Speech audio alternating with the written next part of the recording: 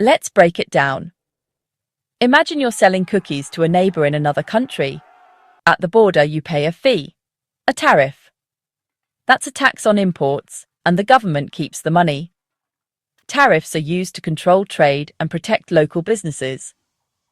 If a country wants its own cookie companies to thrive, it might slap a high tariff on foreign cookies. So, why now? In April 2025, the US put a huge 27.5% tariff on Japanese cars. After negotiations, it dropped to 15% in September, but that's still a big hit. The goal? Make Japanese cars more expensive so Americans buy more US-made cars and push Japanese companies to build more factories in the US. For decades, Japanese automakers have relied on the US as a key market. Suddenly, every car they ship faces a 15% extra cost. This isn't a minor change. It's a financial shock that forces tough decisions about where to build cars and how to price them. The US wants more jobs and investment at home. As part of a trade deal, Japan even promised to invest $550 billion in the US by 2029. These tariffs are just one piece of a much bigger economic puzzle. For Japanese car companies, it's a game changer. The stakes are high and the impact is massive. It's not just about cars, it's about jobs, profits, and the future of two major economies. The story of these tariffs is about more than just numbers. It's about how global trade shapes our world, and that's why we're talking about it. The big names, Toyota, Honda, Nissan, Mazda, Mitsubishi, Subaru, Suzuki, are all feeling the heat. The US market is crucial for them, and these tariffs hit hard. In just 6 months, these 7 companies lost a combined $9.7 billion. That's not a small dip, it's a major crisis. Most of that loss went straight to paying tariffs, making every exported car more expensive overnight. Their business models were built for low or no tariffs. Now, everything's changed. Factories, shipping, logistics, all disrupted. Each automaker is scrambling to adapt, rethink strategies, and survive in this new, expensive reality. It's a storm, and no one's immune. Let's see how the tariffs hit each company. Toyota, the biggest, actually sold more cars, but its North American profit dropped 19%. For the first time since 2008, Toyota lost money on US operations. Honda's net profit plunged 37%, a huge alarm bell. Subaru's profit fell 45%, and they expect annual profits to be cut in half. Nissan, Mazda, and Mitsubishi all posted net losses. For Nissan, tariffs alone pushed them into the red.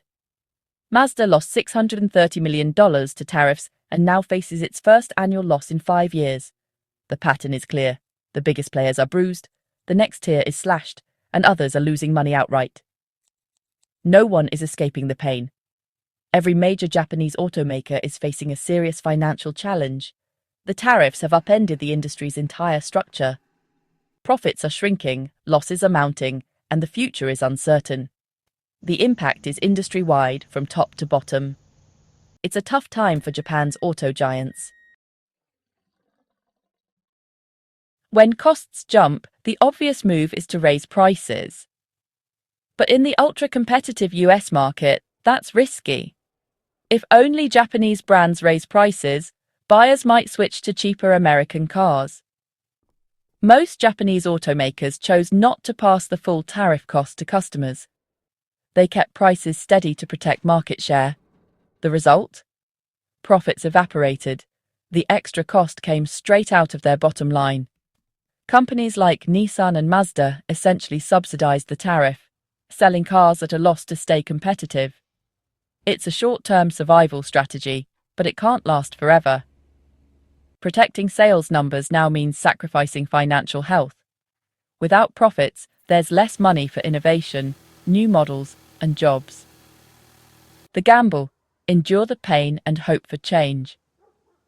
But as time drags on, the damage grows. It's a dangerous balancing act. The pain doesn't stop at tariffs. Japanese automakers face a double burden. First, the 15% tariff drains billions from profits. Second, as part of trade deals, Japan committed to invest $550 billion in the US by 2029, much of it from the auto industry. So, while profits shrink, they're also expected to spend big on new US factories. Where does the money come from? Normally, profits fund expansion, but now those profits are gone. It's like being hit with a huge tax and told to buy a new house at the same time. The US wants more jobs and investment at home, but for Japanese companies, it's a financial squeeze. They're forced to change their business model while resources dry up. It's a tough, expensive corner to be in. The impact shows up in trade numbers too. Before tariffs, cars and parts were over 28% of Japan's exports to the US. After tariffs, total exports to the US fell 10%, but auto exports plunged nearly 23%. The value of cars shipped dropped sharply, even though the number of vehicles only fell 2.4%. Japanese companies kept sending cars to maintain presence, but absorbed the tariff cost, slashing export value. It's volume over profit, a worrying trend. The money flowing back to Japan is shrinking fast. This ripple effect hits suppliers, workers, and tax revenue. The boats are still full, but they're bringing home a lot less value. That's a big problem for Japan's economy. Subaru's story shows the real-world impact. They planned to invest nearly $10 billion in electric vehicles by 2030, but with profits cut in half by tariffs, $7.8 billion of that plan is now on hold. Instead of going all in on EVs, Subaru is shifting focus to hybrids and improving traditional cars. 4 new EV models are delayed, maybe until after 2028. The tariffs are draining today's profits and robbing tomorrow's innovation. It's a vicious cycle. Survival now means sacrificing the future. Subaru's pivot is a warning for the whole industry. The crisis is changing not just numbers, but the direction of Japanese automakers. The auto industry's troubles ripple across Japan's entire economy. Thousands of suppliers depend on car makers. When automakers cut orders, suppliers suffer, jobs are lost, and growth slows. The auto sector is a major employer. When it struggles, the whole economy feels it. Analysts warn that shrinking profits and investment could stall Japan's fragile recovery. There's also a long-term risk. As companies build more factories in the US, jobs and expertise may shift overseas. Japan's industrial base could hollow out, threatening future growth. This isn't just about car companies, it's about national economic health. The stakes are jobs, innovation, and Japan's place in the global economy. Tariffs have become a national issue, not just a trade dispute. The legacy of Japan's auto industry is at risk. So, what's next?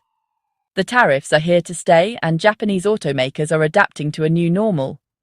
More cars will be built in the US to avoid tariffs, but that means shifting investment away from Japan. It's a costly trade-off, but likely unavoidable. Companies will also rethink big projects, delaying new EVs, focusing on hybrids, and updating bestsellers. The risk falling behind global competitors in innovation.